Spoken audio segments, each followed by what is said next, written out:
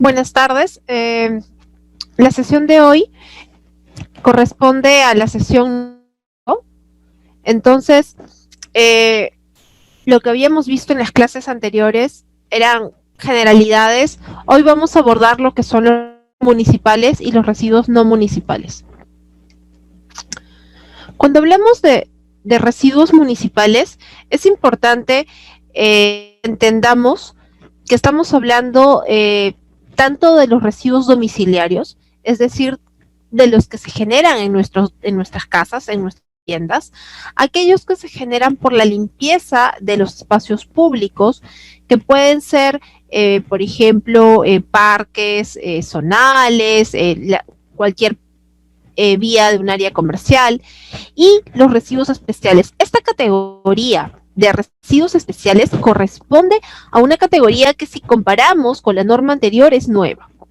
Y cuando hablamos de residuos especiales de naturaleza, o mejor dicho, del ámbito municipal, refiriéndonos a residuos de laboratorios que puedan encontrarse dentro de la jurisdicción, a residuos de lubricentros, residuos veterinarias, de centros comerciales, de eventos masivos como ferias, y de la demolición y la construcción.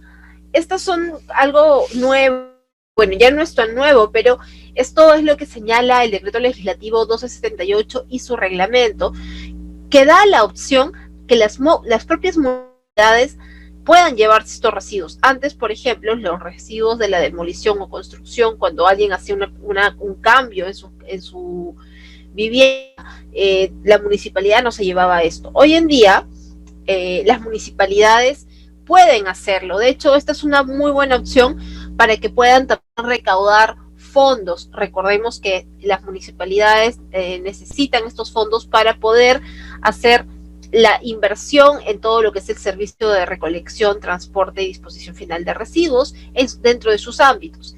La norma señala que esas municipalidades pueden establecer una tasa que implique la recolección de estos residuos de naturaleza especial, o mejor dicho, estos residuos que hemos ya nombrado. Para esto, dentro del TUSNE, que es el texto único, si mal no recuerdo, de servicios que tienen las municipalidades, es un documento diferente al TUPA, pero en este TUSNE, donde están los servicios que las municipalidades ofrecen, se establece una tasa, y el usuario, entonces, por ejemplo, en este caso un lubricentro que genere algunos residuos, si es que la municipalidad ya lo tiene puesto en el TUSNE, puede realizar el pago, ¿no? Y una vez que haga este pago, la municipalidad se programa la recolección y recoge estos residuos. Es importante señalar que para que esto se dé, la municipalidad tiene que haber establecido esa tasa. No es que simplemente esto está en la norma y ya puede darse. Se requiere necesariamente el establecimiento, porque hay un control obviamente del dinero que está ingresando al municipio. Otra cosa importante sobre los residuos municipales, más allá de que hayan estos tres tipos, residuos municipales, sobre todo los domiciliarios, tienen que segregarse en la fuente, ¿no? Tienen que segregarse en la fuente, obligación que estos residuos se segreguen en la fuente y puedan ser entregados a recicladores que van a estar formalizados u operadores de residuos que hayan sido autorizados por las municipalidades. Esta segregación en la fuente implica que, en el caso de los domiciliarios, la municipalidad haya informado, haya incentivado esta segregación en la fuente para luego hacer una recolección selectiva, porque si no, no habría una consistencia. El ciudadano sentiría que segrega, pero luego todo se junta. Entonces, esta segregación, este incentivo de segregación en la fuente tiene que ir muy de la mano con programas de recolección selectiva en el ámbito de las municipalidades, ¿no? Dentro de las jurisdicciones. Esto también implica que la segregación en la fuente se dé en ámbitos y espacios públicos. Es decir, las municipalidades tienen que prever el garantizar que la segregación no solamente se dé en los hogares, porque hay domiciliario, pero también existen estos residuos de las vías y espacios públicos. Y ahí lo ideal es que también se dé esto, ¿no? Bueno, este es un ejemplo de un programa de precisamente recolección selectiva que va de la mano con la segregación en la fuente, indica al ciudadano cómo segregar a fin de que pueda realizarlo en su casa. ¿Por qué? A veces sucede que pueden explicar, pero si es que no se le indica los colores y los tipos de residuos que pueden ir en ciertos colores o que son considerados aprovechables, esto puede generar un error y hacer que algún residuo que realmente no tenga potencial vaya. Entonces hay que explicar en detalle qué son los residuos que sí pueden ser aprovechables y dentro de los orgánicos, cuáles pueden ser aprovechables. Por ejemplo, dentro de los orgánicos que se generan en las casas, lo que vendrían a ser los residuos de carne, restos de comida, no podrían servir para un compostaje. Generalmente vamos a utilizar para compostaje lo que va a ser, si un café pasado, las cáscaras de huevo, cáscaras de algunas frutas, verduras, cosas que se encuentren crudas, porque dada su naturaleza ayudar a que puedan ser aprovechadas. Y de esa forma el usuario, el ciudadano pueda segregar en la fuente y apoyar en este proceso. Esto quiere decir que va a haber una recolección selectiva que va a permitir que se recojan los residuos que han sido segregados adecuadamente. Otra cosa importante con respecto a los residuos municipales que la norma también ha previsto es el almacenamiento en la fuente. Este almacenamiento obviamente va a ir de la mano con los de la segregación, y este almacenamiento en la fuente, cuando hablemos de los residuos municipales, no solamente se refiere al almacenamiento que se pueda dar en los hogares, sino a los espacios públicos. Buscar que estos residuos municipales que se van a almacenar requieren contenedores que sean impermeables, porque van a estar expuestos a las condiciones meteorológicas, sean livianos para que su traslado sea más sencillo y el operador pueda realizar adecuadamente su trabajo, sea resistente porque va a estar expuesto, ¿no?, a los cambios de temperatura, altas temperaturas, si es que estamos en verano, de repente bajas temperaturas o lluvias. Obviamente la fácil manipulación, y de esta forma ubicarlos en lugares donde haya alto tránsito urbano. Estos almacenamientos en la fuente, lo ideal es que se coloquen en zonas donde hay alto tránsito urbano o alta densidad de viviendas. Entonces, de acuerdo a la guía para la gestión operativa del Servicio de Limpieza Pública, esta es una guía que sacó este año 2020 del Ambiente, que va de la mano con la competencia que tienen las municipalidades para hacer una gestión de residuos municipales. El almacenamiento en la fuente sugiere el dimensionamiento de estos contenedores. Entonces nos dice que los contenedores deberían identificar los residuos de forma técnica, que lo hemos mencionado previamente, que ya no es una opcional, es ya obligatoria, considerando la residuos municipales.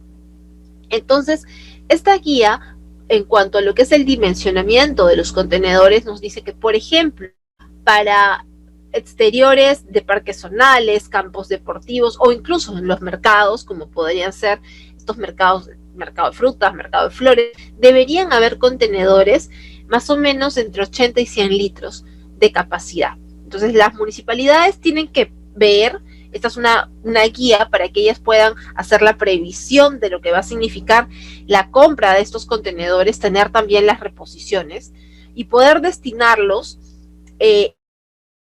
Ejemplo de ellos son paraderos públicos, otras podrían ser las zonas comerciales donde pueden haber bares o discotecas, ¿no? Entonces, como hay influencia de personas, se va a requerir que, si es que en caso generen estos residuos, pues tengan estos contenedores a la mano y se sugieren estas dimensiones. Claro que eso también va a ir de la mano con un poco el análisis que haga la municipalidad. De repente algunos van a requerir pues 60, otros 80. Continuando con el almacenamiento en la fuente, también no solamente es ver la dimensión, sino que también es dónde se van a colocar.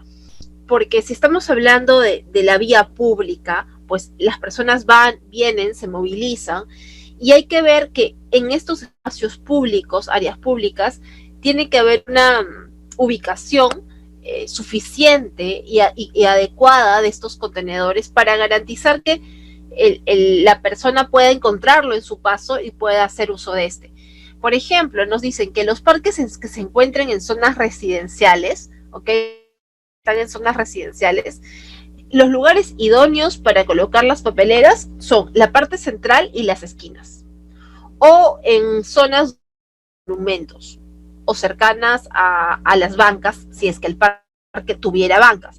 Entonces, estas son las recomendaciones para la ubicación de estos contenedores. Además de su capacidad, son referencias para la educación. En el caso de exteriores, de centros de salud, ¿no? Centros, instituciones públicas, nos dicen que lo ideal es que esté una cada 50 o 100 metros y que estén, por ejemplo, en zonas de esquina de cuadras, ¿no? Y de esta forma se prevea. Esto significa que la municipalidad tiene que manejar un catastro actualizado, que pueda saber en el catastro si es una zona que es netamente urbana de vivienda residencial, si es una zona comercial, si es una avenida comercial, si es una zona mixta, si hay presencia de colegios, de hospitales, de centros de salud. Entonces, esto le va a permitir a la municipalidad esta gestión de los residuos, específicamente del almacenamiento, poder proponer un lugar idóneo para evitar que estos sean arrojados en cualquier sitio. Son soterrados, es decir, aquellos que están enterrados, que han sido enterrados precisamente para ahorrar un poco de espacio. Hay que ver de que esta propuesta es interesante y de hecho se ha dado en algunos lugares. Por ejemplo, acá en Miraflores podemos encontrar algunos que son soterrados, pero aquí no solamente es la idea de colocar el contenedor indicando qué tipo de residuos puede almacenar, sino que hay que considerar que la instalación, al estar soterrado, al implicar una excavación y una instalación, hay que analizar cómo puede superconexión que pueda haber con otros sistemas subterráneos. Por ejemplo, si hay un tema de una telefonía, si hay luz, el agua, el desagüe, para evitar algún problema. Una vez que se tiene garantizado el almacenamiento de los residuos y la municipalidad tanto la recolección en las viviendas como la disposición de diversos contenedores en toda la jurisdicción, de acuerdo a lo que señala esta guía, también tiene que preocuparse, y es parte del manejo de residuos, o está muy relacionado, el servicio de limpieza pública a cargo de las municipalidades. Cuando hablamos del servicio de limpieza pública, esto implica barrido de las calles, porque durante el barrido se pueden generar residuos, la limpieza de los monumentos, de los espacios públicos. Esto lo puede llevar a cabo la municipalidad por sí misma, es decir, la municipalidad, si cuenta con los mismos, que se cuenta con el personal, con los equipos que le dé al personal, y además con los vehículos para poder llevar a cabo esta actividad. Entonces la municipalidad hacer este trabajo de limpieza pública. Caso contrario, puede realizar también o puede contratar a una operadora de residuos. Esto lo vamos a ver en algunos municipios que no tienen un personal directo, sino que lo tercerizan. Tercera opción es que haya algo mixto, que haya parte que sea, que contrate para algunas actividades de limpieza de la municipalidad, para algunas actividades que tengan que ver con el manejo de residuos a una empresa operadora y además tenga personal propio. Entonces aquí vemos que cuando hablemos de la limpieza pública que va a generar este barrido, por ejemplo, si hay vías que no se encuentren asfaltadas, si son de tierra o zonas de playa, el personal, si bien no va a poder barrer, va a tener que hacer lo que es un papeleo, recoger los papeles que se encuentren en la vía, y esto va a generar pues una acumulación de algunos residuos. Es por eso que también se recomienda realizar de los residuos sólidos mientras se va haciendo el barrido, ¿no? No necesariamente es una recomendación que nos da la guía para hacer más eficientes la labor. Una vez que ya tenemos cubierto este servicio de limpieza, podemos o debemos de pensar en la recolección de los residuos. Nuevamente, la recolección la puede hacer la misma municipalidad que contara con equipos, con vehículos propios, o podría tercerizarlo. Esta recolección implica que hay unidades vehiculares que van a pasar a recolectar los residuos que han sido generados tanto en las vías públicas como en los domicilios, ¿ok? Entonces, van a pasar estas unidades vehiculares, pero tienen que respetar ciertos horarios. Estos vehículos pueden ser vehículos convencionales. Cuando hablemos de vehículos convencionales, la norma nos señala que pueden ser compactadores, vehículos con la capacidad de recoger el residuo y ya lo van compactando y obviamente ayudan a disminuir el volumen y es un trabajo más eficiente. La otra opción es que sean camiones baranda, como el que vemos en la segunda fotografía. Aquí ya no hay de repente una capacidad de compactación, simplemente se va recogiendo el residuo. No es tan eficiente porque no hay una compactación, pero también está previsto en la norma. Y la otra es que hayan vehículos para contenedores que podrían ser tipo grúa, que lo que hacen es cambiar algunos contenedores que puedan haber sido ubicados en los espacios públicos. Por ejemplo, si hay contenedores soterrados, pues va a tener que venir un vehículo especial para poder engancharlo, sacar el residuo, volver y hacer o en todo y poder hacer la recolección. Es importante señalar que si bien tenemos que existen residuos especiales como los de la demolición y construcción que pueden ser por la municipalidad siempre y cuando se pague una tasa, no se recomienda que los compactadores se lleven estos residuos porque obviamente piedras, si es concreto, puede dañar la unidad. La otra opción para hacer la recolección es que tengan vehículos no convencionales. Los primeros vamos a ver que son cuando tenemos vías que tienen una capacidad que permitan la maniobra y el paso de estos vehículos, ¿no? Si obviamente tenemos vías asfaltadas, pero y también un ancho suficiente para poder permitir el paso de estas unidades. Pero también puede darse el caso que debido a las condiciones del municipio, se requiera tener otros vehículos no convencionales. Por ejemplo, triciclos a pedal o motorizados. Estos triciclos previstos a unos containers para poder llevarse los residuos. Esto en zonas donde primero obviamente habría una residuos no tan alta y por el otro lado es decir, no habrían tantas viviendas, no serían zonas donde pudiera pasar un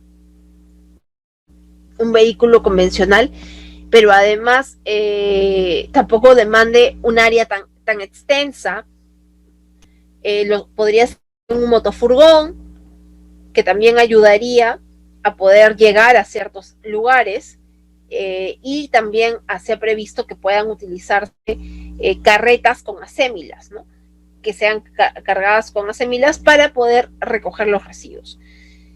Estas son algunas de las formas no convencionales con las que también se puede hacer recolección de residuos, pero puede que en un municipio, debido a su naturaleza, requiera más de una sola forma, ¿no? De repente se tiene un compactador y un motofurgón, o un baranda y una asémila, o simplemente se tienen todos de tipo convencional.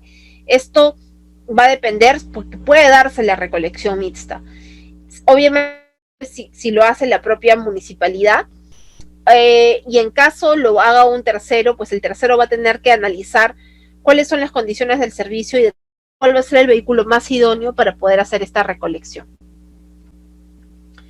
Esta recolección, cuando conversemos de las rutas, el municipio tiene que establecer una ruta eficiente, de tal forma que tenga en consideración el tipo de vía. Como les decía, no es lo mismo una vía asfaltada, una vía que de repente solamente es tierra, si es plano o si se encuentra en una zona de cerro. Entonces, ahí hay que ver cómo se va a hacer esta recolección. De repente van a haber ciertas rutas hasta donde va a llegar el vehículo, y de ahí apoyo pues de los ciudadanos.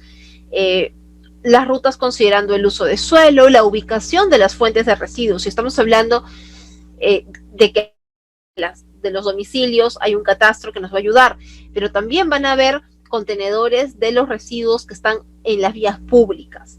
Entonces, tiene que tomar en cuenta también la ubicación de estos contenedores, porque para que no se pase dos veces, ¿no? Zona de difícil acceso, como les digo, que están en un cerro y no hay cómo subir, es muy pesado, es muy inclinado. ¿Cómo se va a llegar y se va a dar el servicio? La densidad poblacional, para poder establecer cuáles son las zonas por las que se va a ir primero, cuáles por las que se va a ir después, la capacidad de las unidades. Obviamente uno tiene que ser eficiente porque esto va a consumir combustible, entonces es necesario saber cuántas unidades tengo, y a cuáles voy a mandar a qué zonas. Si tengo una zona de alta densidad poblacional, lo más adecuado es que y tengo una baranda y tengo un compactador al que tiene mayor densidad poblacional, porque va a poder hacer un mayor recorrido y va a ser más eficiente, va a abarcar más, ¿no? Si mando el baranda, lo voy a colmatar. Entonces, esta selección en función al vehículo va a estar de la mano con la ruta que voy a establecer y otros factores. De igual forma, voy a tener que considerar los horarios.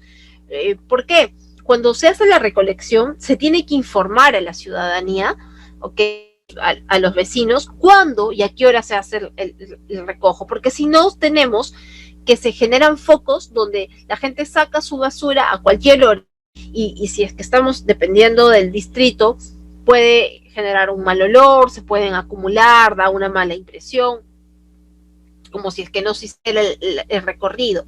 Entonces es importante que los horarios sean dados a conocer y sean establecidos en función a la cantidad de residuos generados, ¿no? Si se va a pasar una vez al día, hay zonas en donde se va a pasar de repente 2 veces al día por la cantidad de residuos que se tengan. La zona, si es una zona solamente de viviendas, pues bastaría en un solo momento ver que la población esté presente, ¿no? Las características de la zona, si es que es una zona comercial, tal vez más en la noche o muy tempranito. Si es una zona de vivienda, todo el mundo está trabajando, no sería lo más idóneo pedirlo a mediodía, porque muy poca gente podría estar disponible para el residuo. El horario también tiene que tomar en cuenta las condiciones meteorológicas en la medida de lo posible, la capacidad de los mismos equipos, si es que van a requerir pasar 2 veces, y los hábitos y costumbres de los generadores, ¿no? Como les decía, si es una zona de viviendas, se sabe que la mayoría pues trabaja, entonces hay que ver a qué hora se van a encontrar. De repente en la tarde, noche, vale la pena hacer el servicio a los domicilios, y durante el día a las zonas comerciales u otras instituciones o las zonas tengan los contenedores de vías públicas, obviamente buscando siempre que sea la ruta más eficiente y el horario más idóneo. Un ejemplo de cómo, por ejemplo, toda esta zona se trabaja y se traza en la ruta que sea la propuesta por el municipio y comunicada en relación, al horario que también sea comunicado al ciudadano. Esta recolección puede ser de puerta a puerta, porque cuando hablamos de una recolección selectiva, si hay residuos que son aprovechables, le he explicado, entonces esta recolección puerta a puerta se asocia mucho a recoger estos residuos aprovechables. Luego tenemos la recolección de esquina o parada fija, que es cuando una unidad va anunciando su llegada, se queda en un lugar y entonces la población se acerca y entrega los residuos. Esto podría hacerse, por ejemplo, en zonas donde no se llega, no pueda llegar el vehículo. Ellos ya saben en qué horario va a llegar, y haciendo un poco la comunicación de que ya llegó el vehículo, la gente que pueda, una parte, si estamos hablando de un cerro, pueda un poco bajar y llegar a entregar los residuos y así no quedarse con esto, ¿no? La recolección con contenedorización, es decir, la recolección haciendo uso de contenedores, en la cual está asociado, por ejemplo, a los contenedores que puedan estar soterrados, y esto va a estar asociado, si es que existen buenas prácticas, evitar que estos contenedores terminen pues excedidos y se derramen los residuos alrededor, generando un punto de proliferación de vectores y de malos olores.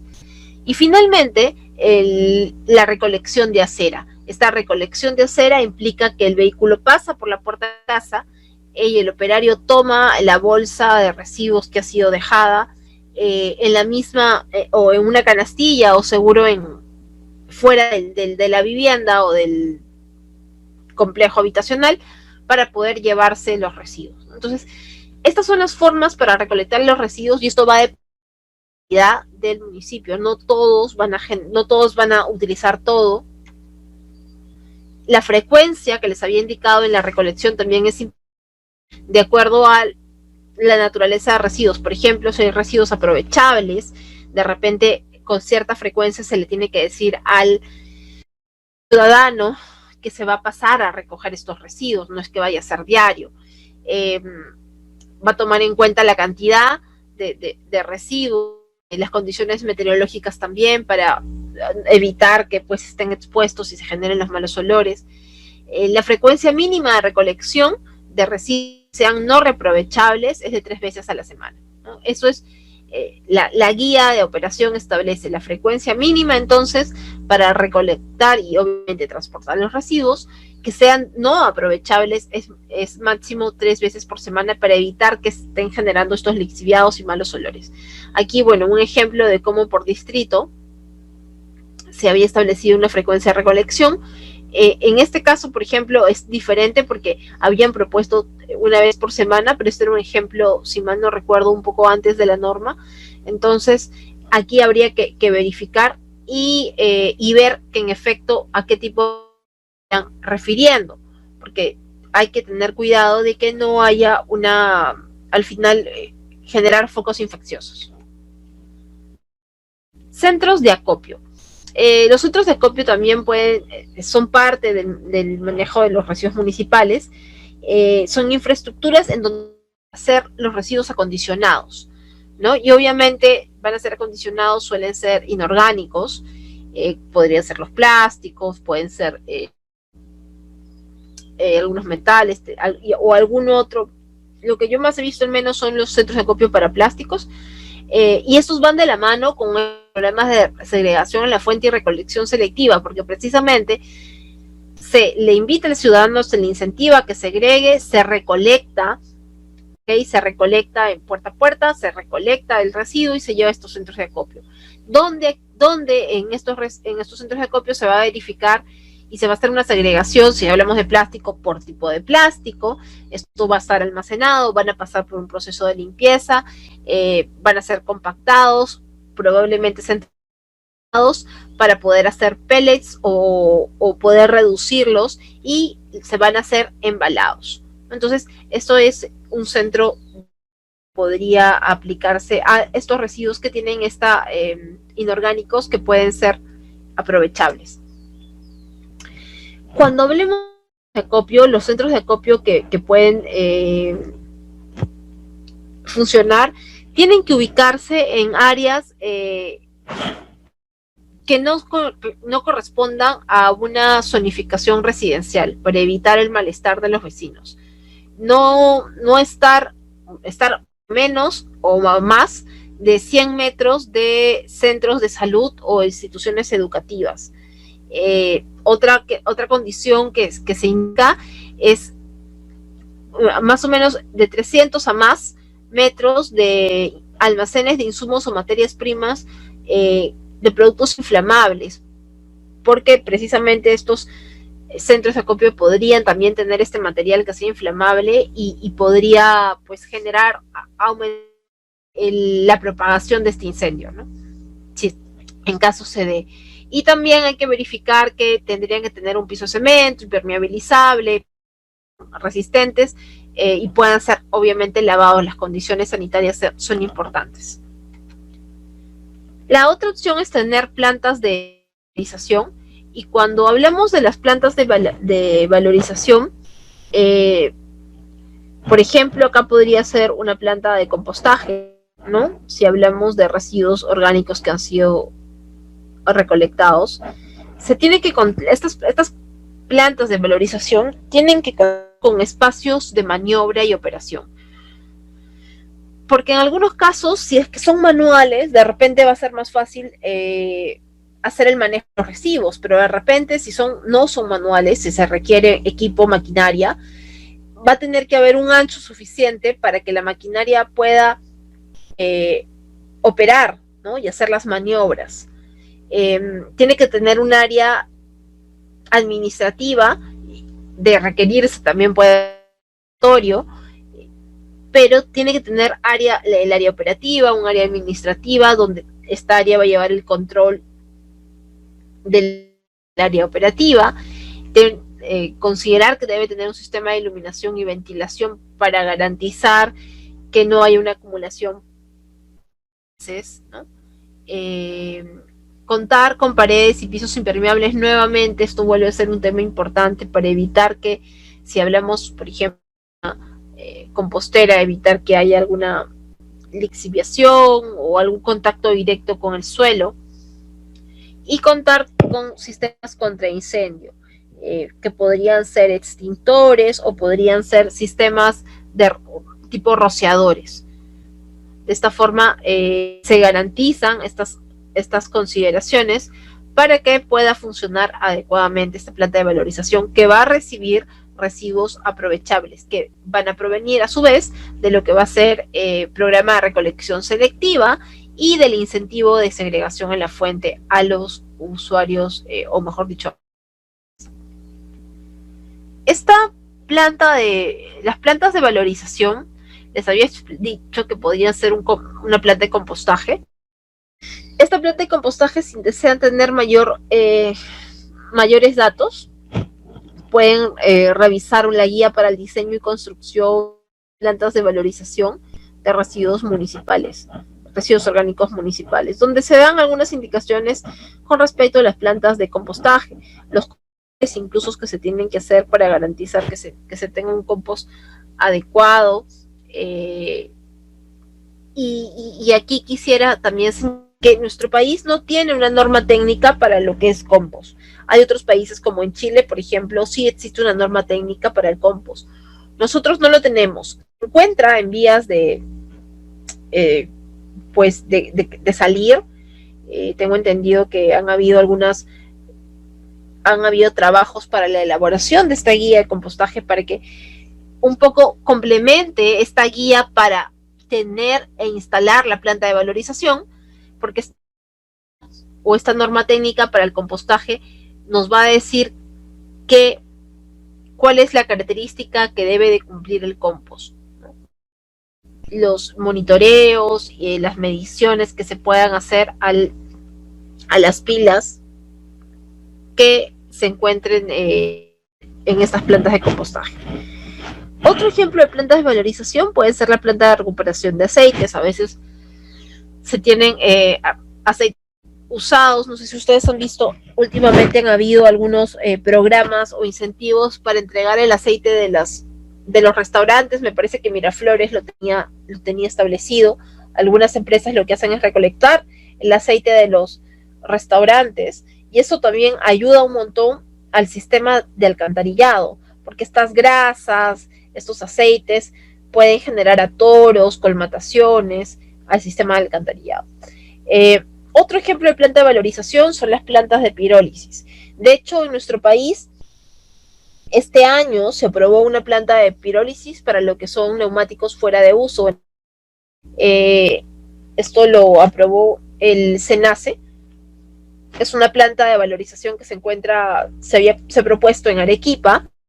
Y bueno, acá tenemos un poco el flujograma, que esta planta de pirólisis lo que va a hacer es recibir una serie de materias primas, los aceites residuales por un lado, que pueden provenir de la actividad minera, pueden ser además cauchos, llantas, de las actividades industriales, sobre todo la actividad minera que utiliza vehículos, pues quedan unas llantas inmensas.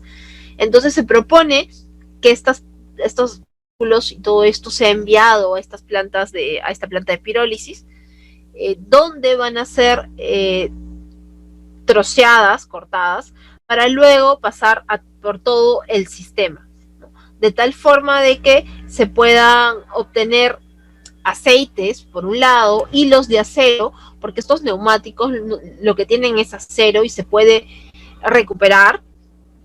Va a tener un poco de hollín, algunos efluentes como agua caliente, ¿no? Pero al final van a poder valorizar residuos.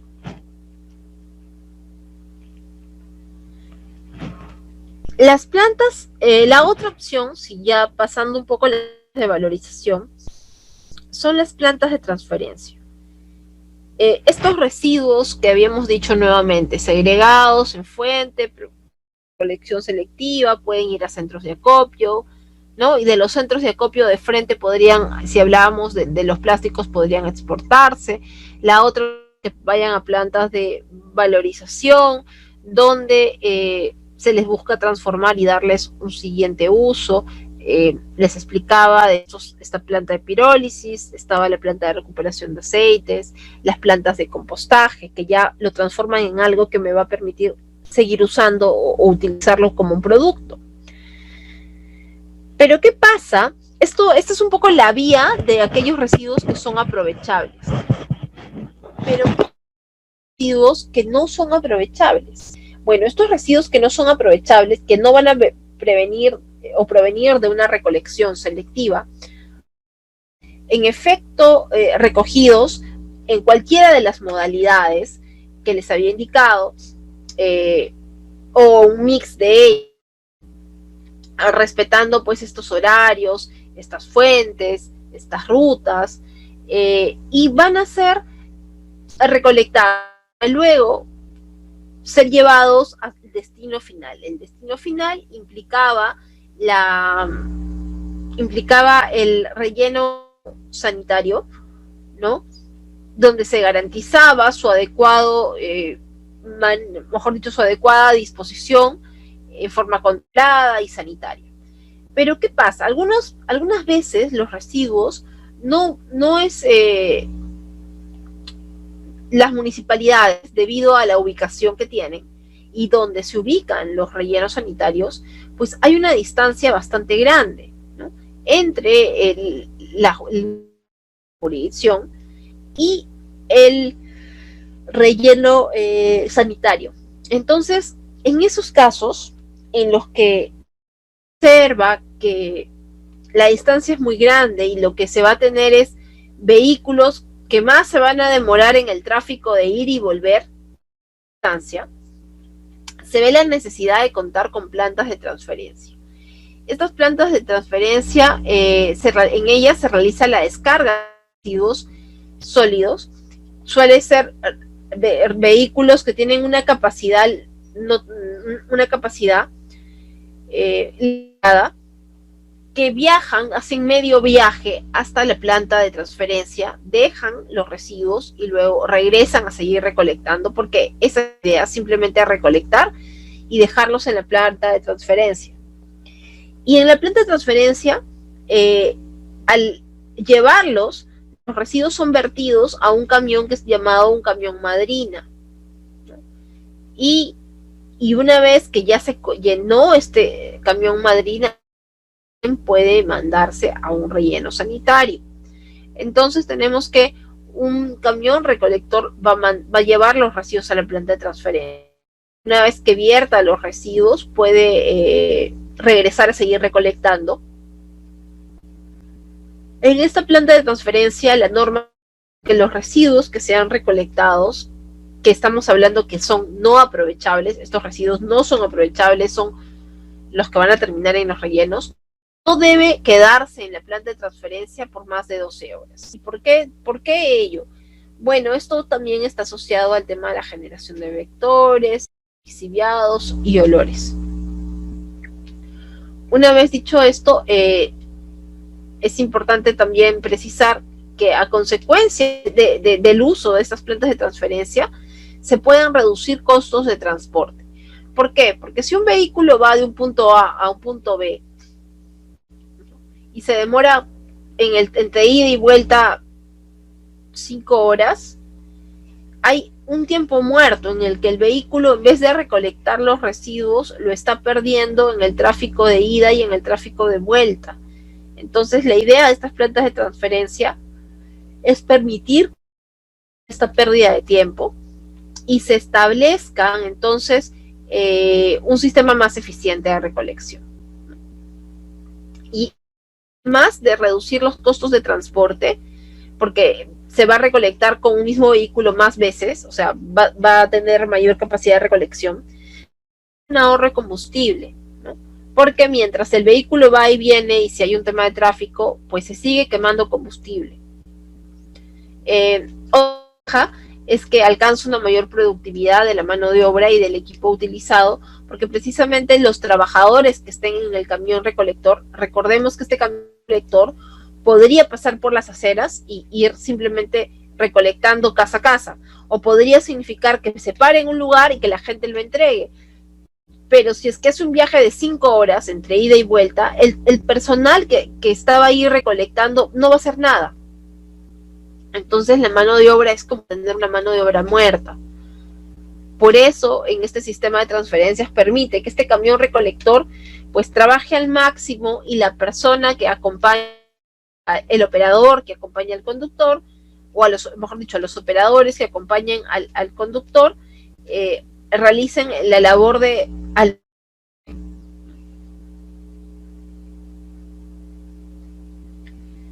Entonces, este camión madrina, en el gráfico de acá teníamos el camión recolector, la planta de transferencia lleva al camión madrina en no más de 12 horas, y este camión madrina va a llevar al relleno sanitario. Entonces tenemos que la distancia al relleno sanitario tiene que ser superior a unos 15 a 20 kilómetros, y el tiempo de viaje tendría que ser superior a 1 hora y media, 1 hora y 10 minutos para poder decir que poder determinar la ubicación de la planta de transferencia y poder garantizar que el trabajo va a ser lo suficientemente adecuado. Cuando hablemos de las plantas de transferencia, además, vamos a hablar de 2 tipos de plantas de transferencias. Unas plantas que son conocidas como plantas de descarga, otras de descarga indirecta.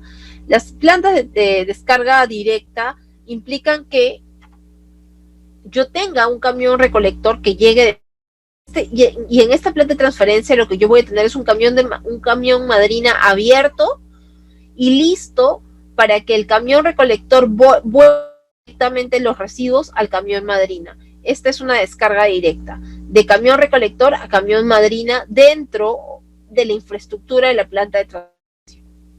La otra opción es que sea una descarga indirecta, y eso es cuando el camión recolector vierte los residuos en un área destinada dentro de la planta de transferencia, para que luego y se va, y luego los residuos son almacenados o acopiados temporalmente para luego ser dispuestos en estos camiones madrina y ya se pueda disponer. Cabe señalar que estas plantas de transferencia, bueno, de acuerdo al tipo de descarga y directa o indirecta, yo acompañarlo de ciertas medidas como pueden ser rociadores, por ejemplo, para el tema del polvo que pueda generar, verter los residuos, es un tema de descarga directa. Todas las infraestructuras que les he mencionado, los centros de acopio, las plantas de valorización, sean de pirólisis, sea de compostaje, sea recuperación de aceites, y estas plantas de transferencia, todos ellos requieren certificación ambiental, ¿no? La norma ha previsto que estas instalaciones, que no son para la disposición final, sino que son instalaciones en el marco de la gestión de residuos, deben de tener una certificación ambiental. Estas plantas de transferencia, entonces, no deben ubicarse en zonas residenciales, comerciales o recreacionales, porque va a haber una continua entrada y salida, pues, de vehículos con residuos. Disponer de vías de fácil acceso para vehículos, o sea, lo ideal es que hayan vías que permitan el ingreso y salida rápida de los vehículos que llevan residuos y que se retiran a seguir recolectando. Bueno, las plantas de transferencia deben de tener un sistema de carga y descarga de residuos que permita hacer estos volteados directos o indirectos. Tener un sistema de pesaje para poder controlar cuánto es llegando y poder dimensionar si es que esta capacidad se va a colmatar o no. Disponer de un sistema alterno para la operación en caso de emergencias y contar con paredes y pisos impermeables también, ¿no? Esto también es un punto reiterativo si vamos las definiciones de los centros de acopio. Además de disponer de un sistema de lavado, limpieza y fumigación. Este sistema de lavado, limpieza y fumigación para garantizar que si trabajan en las condiciones sanitarias más idóneas y además garantizar la higiene del personal. Y bueno, finalmente llegamos a la de disposición final de residuos sólidos, que es cuando habíamos señalado en este gráfico, este camión madrina lo lleva al relleno sanitario. Esta planta de transferencia entonces es opcional y lo va a tener que determinar el municipio si lo requiere o no. Caso contrario, es que no va a hacer un viaje muy largo por la distancia a la que se encuentra el relleno, puede prescindir de la planta de transferencia e implementar simplemente la recolección, transporte y disposición directa, ¿no? Sin que haya intermediarios, como en el caso de la transferencia. Entonces, en esos casos que se llega al relleno sanitario, vamos a ver que los residuos municipales en efecto van a llegar a estos rellenos sanitarios. Estos rellenos sanitarios, como habíamos dicho en clases previas, van a tener un manejo de lixiviados para poder recolectar los lixiviados en el mejor de los casos que sean tratados. En nuestro país no se vienen tratando los lixiviados, hay una reserva. También recolectar los gases y poder garantizar su quema, hacer la compactación de los residuos. Los residuos muchas veces ya van a llegar aquí van a seguir siendo compactados. En el caso se haya utilizado algún sistema de recolección no convencional, como una sémila, un autofurgón, ahí, por ejemplo, la compactación va a tener más importancia. En el caso, se utiliza igual también baranda. Este relleno va a tener la impermeabilización de las bases y los taludes, y los residuos, una vez ya se tengan dispuestos, se compactarán y serán coberturados con el material de la zona o un material aledaño. Estas zonas de disposición final van a contar como mínimo, o sea, un relleno puede ser operado por una empresa o también puede ser operado por un municipio. Nuevamente, lo que he señalado, estos servicios pueden ser llevados a cabo por la municipalidad o por una empresa operadora, pero muy aparte de quién sea el que administre ello, tienen que estas áreas para disposición final, estos rellenos, con una oficina de administración, con un ambiente de almacén,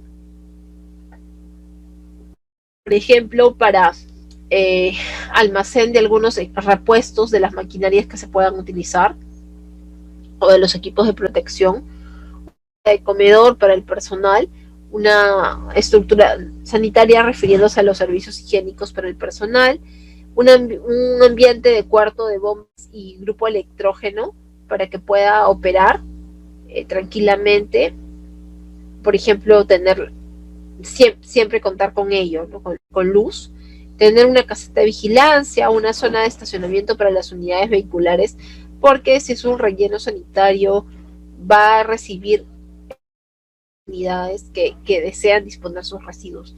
Y luego una zona de parqueo y mantenimiento de maquinarias. Entonces, eso es como que lo mismo, lo que se espera se encuentre en estos lugares de disposición final. Y bueno, en los casos en que, por ejemplo, sobre todo esto pasa no pasa acá en Lima, suele pasar más en la sierra, en aquellos lugares donde no exista una empresa operadora, es decir, si tenemos que quien da el servicio es la municipalidad, no hay una empresa operadora que realice el servicio para recolectar residuos de centros de salud, es decir, residuos hospitalarios, podrán entonces estos residuos hospitalarios podrán ser puestos en rellenos sanitarios administrados por las municipalidades. Eso también es señalarlo, es importante porque la norma ya está resolviendo una pregunta o una interrogante, ¿no? Lugares que no tenían